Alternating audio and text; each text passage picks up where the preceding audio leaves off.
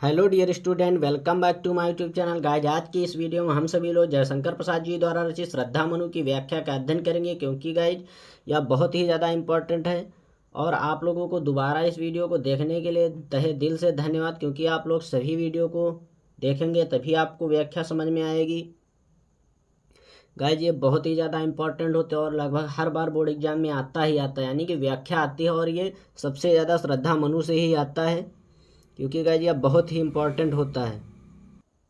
अगर आप वीडियो पर अंत तक बने रहते तो मैं गारंटी के साथ कहता हूं जितनी व्याख्या बताऊंगा बिल्कुल आसान व जितनी हो सके सरल शब्दों में बताऊंगा, जिससे आप लोगों को बिल्कुल आसानी से याद ही भी हो जाए और आप बोर्ड एग्जाम में अच्छे से लिख सकते हैं और एग्जामिनर आपको 10 नंबर दे दे, और जिससे आप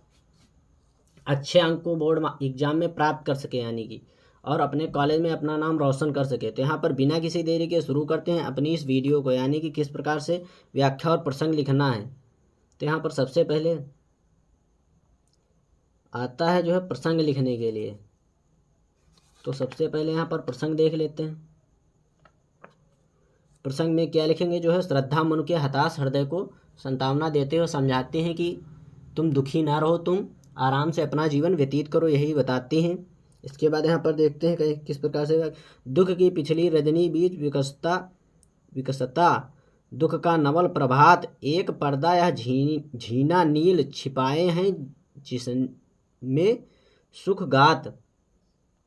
श्रद्धा मन को संतावना देते हुए और उन्हें प्रेरित करते हुए कहते हैं कि दुख की पिछली रात, यानी कि दुख की पिछली रात जो है बीत चुकी है, काली रात बीत चुकी है। अब नया सवेरा विकसित का सुख का नवल मिस होता है, नया प्रभात में सवेरा, यानी कि नया सवेरा विकसित होता है। और बीती हुई रातें यानी कि जिस प्रकार से कोहरा पड़ता है और धुंधलापन छा जाता है, उसी प्रकार से दुख की अनुभूति के बीच सुख के बीच पर्दा बनी हुई है, यानी कि दुख और सुख के बीच एक कोहरे के समान पर्दा बनी हुई है। वह सुख में अरुण के प्रकट होने तक ही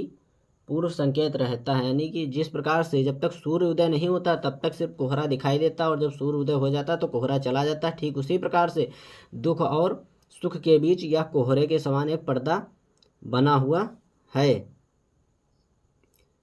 जिसे तुम समझ रहे हो अभिशाप जलत की ज्वालाओं का मूल ईश का वह रहस्य वरदान, कभी मत इसको जाओ भूल। और क्या बताते हैं, जिस दुख को तुम अभिशाप समझते हो और यह समझते हो कि यह संसार का पीड़ा का कारण है, यानी कि तुम जिस दुख को अभिशाप समझते हो कि यह दुख मुझे क्यों नहीं मिला, तो यह एक पीड़ा का कारण है, संसार की पीड़ा का कारण यही दुख है, तो ये गलत है। क्योंकि वह ईश का वह रहस्य वरदान, क्योंकि वह ईश्वर का रहस्यमयी वरदान है, क्योंकि सभी लोगों को दुख अवश्य ही मिलता है। कभी मत इसको जाओ भूल, क्योंकि यही पीड़ा मनुष्य को सुख प्राप्ति के लिए प्रेरित करती है, तुम इसे कभी मत भूलना। लगे कहने मन सहित विषाद मधुर मारुत से ये उच्छ्वास अधिक उत्साह तरंग आभाद उठते मानस में सविलास, यानी कि श्रद्धा की बातें सुनकर मन दुख से भरकर उनसे कहना आरंभ करते हैं, यानी कि जब श्रद्धा बार बार पूछती तो मन दुखी मन से उनसे कहते हैं कि तुमने तन मन को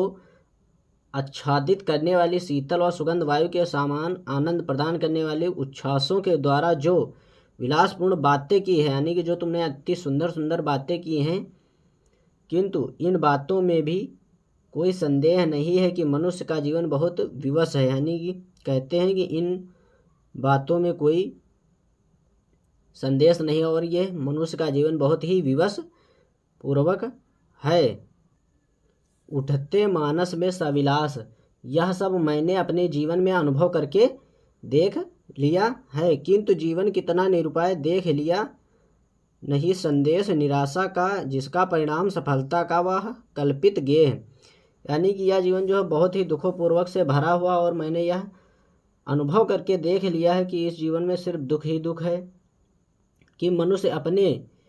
जीवन में नई सफलताओं की कल्पना करता है, यानी कि मनुष्य जब होता है तो अपने नए जीवन में जब आता है तो एक बार पुनः अपनी नए जीवन नई सफलताओं की कल्पना करता है, और यह भी कह सकते हैं कि जीवन सफलता की कल्पनाओं का घर है, यानी कि जीवन जो है परिणाम जो है निराशा जो है निराश ना रहें, और निराशा यह परिणामों का घर नहीं, अतः जीवन सफलता की कल्पनाओं का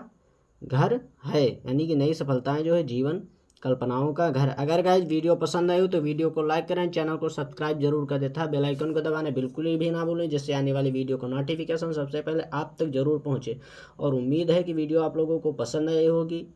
और अंत तक देखने के लिए तहे दिल से धन्यवाद। तब तक के लिए गुड बाय।